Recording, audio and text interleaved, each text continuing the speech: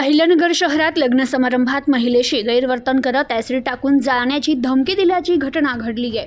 अहिल्यानगर शहरातील city lawn येथील लग्न समारंभात एका महिलेशी गैरवर्तन करत तिच्या नंदेच्या मुलाला हिसकावून नेण्याचा प्रयत्न झाल्याची घटना 18 मे रोजी रात्री घडली आहे। या प्रकरणी मुकुंदनगरच्या चौघांविरुद्ध तोफखाना पोलीस ठाण्यात विनयभंग आणि इतर कलमान्वये गुन्हा दाखल करण्यात आलाय। याबाबत नाशिक येथील 31 वर्षीय पीडित महिलेनं फिर्याद दिली आहे।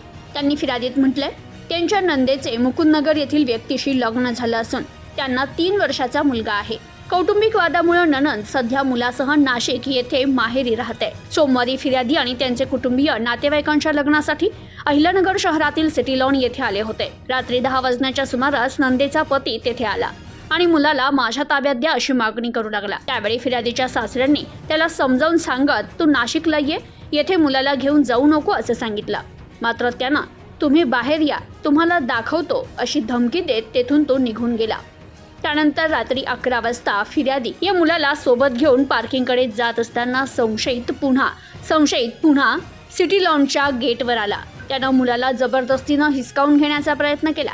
फिर्यादीनं विरोध केला असता त्यानं शिवीगाळ केली, तसेच फिर्यादी सोबत गैरवर्तन केले। या प्रकरणी संबंधित महिलेनं दिलेल्या फिर्यादीवरून तोफखाना पोलिसांनी गुन्हा दाखल केलाय। प्रतिनिधी शफी सय्यद, न्यूज टुडे 24, अहिल्यानगर।